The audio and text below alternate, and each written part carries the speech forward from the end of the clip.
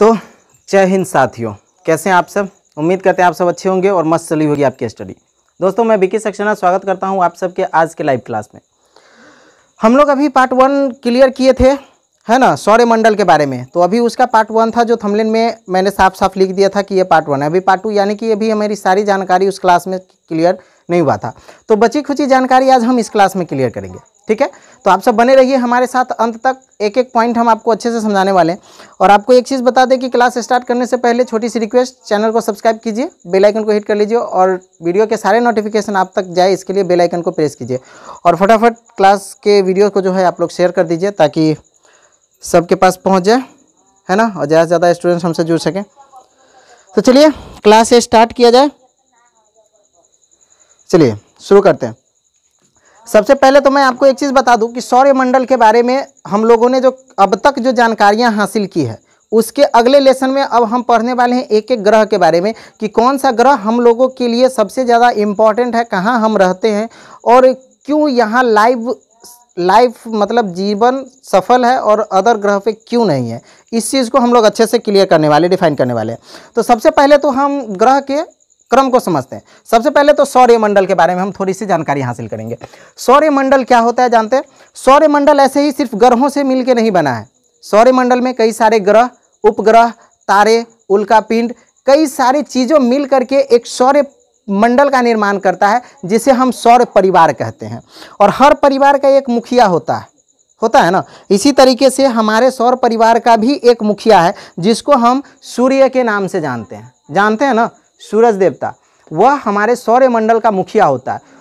सूर्य इतना गर्म गैस से बना हुआ है जो हमारे सौरमंडल का एक लौता ऐसा स्रोत है जो ऊर्जा का, ऊष्मा का और प्रकाश का, तीनों का एक लौता स्रोत है। और ये तीनों चीज़ें हमें सिर्फ और सिर्फ सूर्य से ही प्राप्त होती है। तो सूर्य अपने जगह पे स्थिर रहता है, वो कभी भी इधर उधर नहीं हिलता। बाकी जो 8 ग्रह है जिसके बारे में हमने आपको बताया, वह 8 ग्रह अपने स्तर पर अपने घर में घूमता रहता है, जिसके कारण हमको ये सारी चीज़ें जो है दिन रात, मौसम परिवर्तन, ये सारी चीज़ें होती है। अब आप लोगों में से कई सारे स्टूडेंट्स ने तो ये भी सुना होगा कि पृथ्वी जो है ना शेषनाग के फन पे टिका हुआ है। सुने हैं कभी? सुने तो जरूर होइएगा। और ये भी सुनिएगा कि चांद में दाग है, सुने हैं ना, दिखाई भी देता है। अक्सर पूर्णिमा के दिन देखते हैं तो देखते हैं अरे ये चांद में दाग है और उस दाग पे पता नहीं क्या क्या कहानियां बन गई। तो ये सबसे ज़्यादा ज़रूरी है। आज हम आपको ये सारे कन्फ्यूज़न दूर करने में, अगर आप सोचते हैं ना कि पृथ्वी सच में सांप के फन पे टिका हुआ है तो आपका सारा कन्फ्यूज़न आज दूर हो जाएगा कि पृथ्वी कहाँ टिका हुआ है। ये हम आज आपको क्लियर करने वाले हैं। तो चलिए सौरमंडल पे थोड़ा सा मैंने यहाँ पे एक डायग्राम बनाया है, इसको हम थोड़ा सा देखते हैं।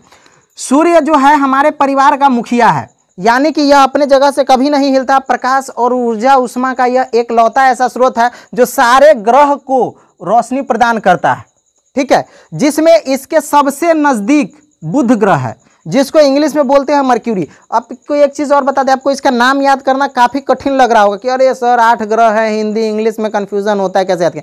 आज हम आपको उसका भी एक सूत्र बताने वाले हैं, इतना ईजी कि आपको एक बार में याद हो जाएगा, ठीक है। तो बस आप अंत तक बने रहिए, हम आपको जरूर बताएंगे इसको याद करने का फॉर्मूला, ठीक है।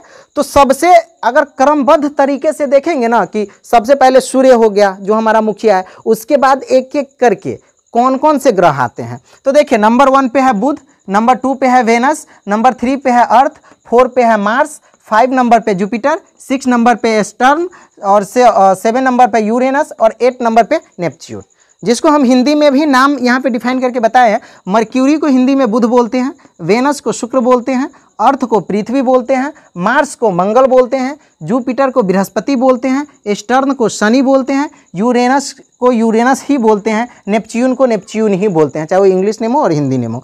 यहाँ पे 2 चीज़ सेम नेम से है। अब हम आपको इसी चीज़ के बारे में बताने वाले हैं, ठीक है। अब सूर्य के बारे में हम सूर्य से स्टार्ट करते हैं। हमारा परिवार का मुखिया सूर्य है ना, तो सूर्य देवता से शुरू करते हैं। सूर्य जो है सौरमंडल के केंद्र में स्थित है और यह हमारे सारे ग्रहों को प्रकाश और ऊर्जा का एकमात्र स्रोत है। और आपको एक चीज़ बता दे कि सूर्य के नज़दीक पृथ्वी के होते हुए भी, सूर्य के नज़दीक है पृथ्वी तीसरे नंबर पे पृथ्वी आता है। अगर नंबर के हिसाब से देखते हैं तो फिर भी सूर्य इतना गर्म होने के बावजूद भी हमें ज़्यादा गर्मी का एहसास नहीं होता, सूर्य हमें नहीं जलाता। इसके पीछे का कारण क्या है कि देखने में हमको लगता है कि तीसरे नंबर पे है और नज़दीक में है, लेकिन एक्चुअल दूरी जो है सूर्य से लेकर के पृथ्वी तक का, वह जानते हैं कितना है? 15,000 करोड़ किलोमीटर दूर है। यानी कि 1-2 किलोमीटर नहीं, सूर्य से पृथ्वी के बीच का दूरी 15 करोड़ किलोमीटर। याद रखिएगा, आपसे पूछा जा सकता है कि सूर्य से पृथ्वी का दूरी कितना है बताइए, तो आपको बताना क्या है? 15 करोड़ किलोमीटर। अब 15 करोड़ किलोमीटर समझ रहे हैं ना कि कितना दूरी होगा। तो इसके कारण जो है हमें सूर्य की ज़्यादा ऊर्जा, ज़्यादा गर्मी महसूस नहीं होती है। और पृथ्वी का एक अपना सुरक्षा कवच भी है, जिसके कारण वह जो है ज़रूरत से ज़्यादा प्रकाश को हमारे अंदर प्रवेश ही नहीं करने देता है। और उस सुरक्षा कवच का नाम क्या है जानते हैं ना? नाम तो जानते ही होइएगा। चलिए नहीं जानते हैं तो हम तो बताइए करेंगे। चलिए पहले सूर्य के बारे में हम लोग कन्फ्यूजन क्लियर करते हैं, ठीक है? तो सूर्य से पृथ्वी का दूरी 15 करोड़ किलोमीटर है, ये समझ गया। सूर्य हमारे परिवार का मुखिया है जो हमें ऊर्जा प्रदान करता है। अब हम बात करते हैं अदर ग्रहों के बारे में। तो ग्रहों के बारे में भी हम आपको समझा दिए हैं एक एक करके सबका नाम, ठीक। अब चलिए हम थोड़ा सा, जब बात कर ही लिए हैं पृथ्वी के सुरक्षा कवच के बारे में, तो थोड़ा सा समझा दें। पृथ्वी के सुरक्षा कवच का नाम जानते हैं क्या है? ओजोन परत। नाम सुने हैं ना? ओजोन परत। ओजोन पृथ्वी का एक ऐसा सुरक्षा कवच है जो सूर्य के गर्मी से, ताप से हमारी रक्षा करता है। यानी कि ओजोन परत जो है एक वायुमंडल का घिरा हुआ चादर समझ लीजिए, जो हमारे पृथ्वी को प्रोटेक्ट करता है। जो सूर्य से जो स्पेक्ट्रम आती है, जो किरणें आती है, उसको ओजोन परत क्या करता है कि अपने अंदर अवशोषित कर लेता है और हमारे पृथ्वी पर उतना ही भाग को भेजता है जितना हमारी ज़रूरत होती है ना। अदरवाइज वो अपने अंदर रख लेता है। लेकिन आज के समय में हम क्या कर रहे हैं कि अपने ओजोन परत को खुद से क्षति पहुंचा रहे हैं।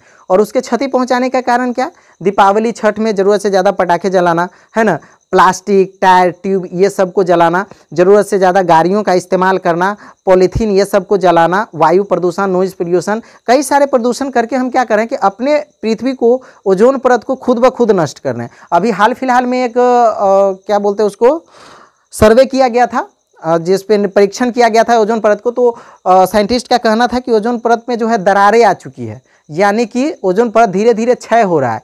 और अगर ओजोन परत क्षय हुआ ना, तो आपको जानते हैं किसी भी जीव जंतु जो पृथ्वी पर सर्वाइव कर रहा है ना, उसको मरने में ओनली 5 सेकेंड का टाइम लगेगा।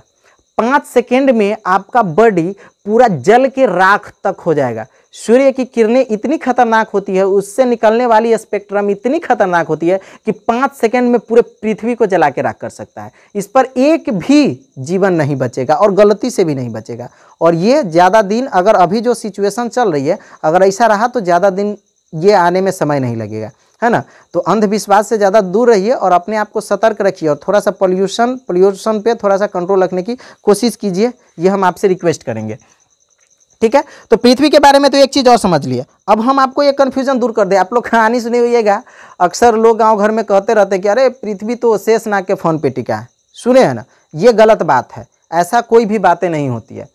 पृथ्वी हमारा एक ग्रह है, जैसे पूरे अंतरिक्ष में 8 ग्रह है, नवग्रह है। सूर्य को लेकर के हम बात करेंगे तो नवग्रह है। ये नवो ग्रह अपने अक्ष पे टिका हुआ है और अपने अक्ष पे घूर्णन करता है और उसी पे वो चलता है। उस पे किसी भी सांप या कोई भी अदर चीज़ पे वो नहीं टिका हुआ है। ये एक प्राकृतिक, एक नेचुरल थिंग है जिस पे ये एडजस्ट करता है और ये जो है सर्वाइव करता है ना। तो पृथ्वी जो है अपने अक्ष पर राउंड करता है, घूमता है, जिसको पूरे सूर्य के एक चक्कर लगाने में कितना टाइम लगता है?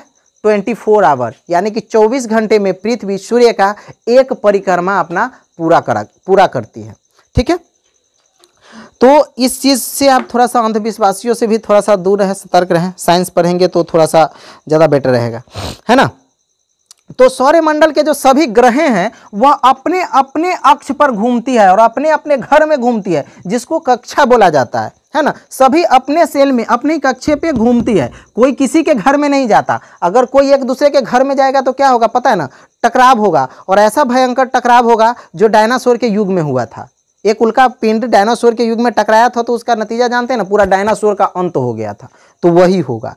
तो अब अभी जो है जो भी हमारे नवग्रह हैं ये जो है आपस में नहीं टकरा सकते हैं, ये चलते रहते हैं।